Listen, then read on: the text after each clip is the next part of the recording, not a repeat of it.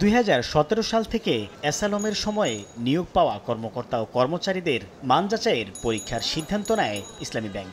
উত্তীর্ণ না হলে চাকরি হারানোর ভয়ে হাইকোর্টের দ্বারস্থ হন কর্মচারীদের একাংশ। বিষয়টি বাংলাদেশ ব্যাংককে সমাধানের নির্দেশ দেয় আদালত। পরে ইসলামী ব্যাংকের এই বিশেষ পরীক্ষা নিতে কোনো বাধা নেই বলে জানায় কেন্দ্রীয় ব্যাংক। এরই প্রেক্ষিতে শনিবার পরীক্ষার আয়োজন করে প্রতিষ্ঠানটি, যদিও তা বয়কট করে কর্মকর্তা কর্মচারীদের একাংশ। শনিবার ডিআরইউতে এক সংবাদ সম্মেলনে তারা দাবি করেন, অ্যাসালমের সময়ে নিয়োগ পাওয়া ৫,৫০০ কর্মকর্তা ও কর্মচারীর কেউই নতুন এই বিশেষ পরীক্ষায় অংশ নেননি। উচ্চ আদালতের নিষেধাজ্ঞা অমান্য করে আজ বিকেল 3:30টায় অর্থাৎ 27 সেপ্টেম্বর 2025 3:30 তারা সেই পরীক্ষার আয়োজন করেছে। তবে আমরা এই প্রহসনমূলক পরীক্ষা বয়কট করেছি।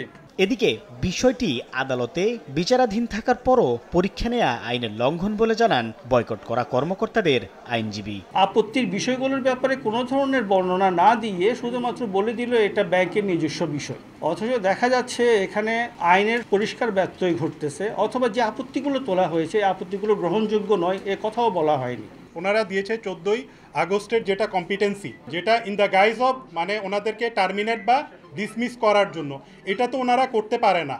ওনারা নতুন কোনো রুল দিয়ে পুরনো সার্ভিস রুল বা সার্ভিস কোডকে চেঞ্জ করতে পারবে না। এটা প্রিন্সিপাল অফ ন্যাচারাল জাস্টিসের ভায়োলেশন।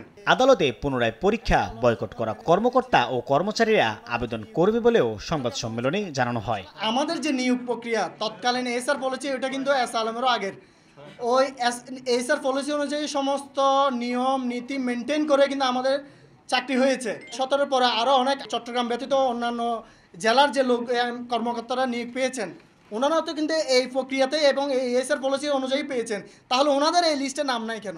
এ সময় চাকরির নিরাপত্তা নিশ্চিতের দাবি জানায় ইসলামী ব্যাংকের বিশেষ পরীক্ষা বয়কট করা কর্মকর্তা ও কর্মচারীরা। সাইফুল ইসলাম, সময় সংবাদ, ঢাকা। আমাদের কর্মস্থলে যাব, আমরা শুধুমাত্র আমাদের পানিশমেন্ট ট্রান্সফার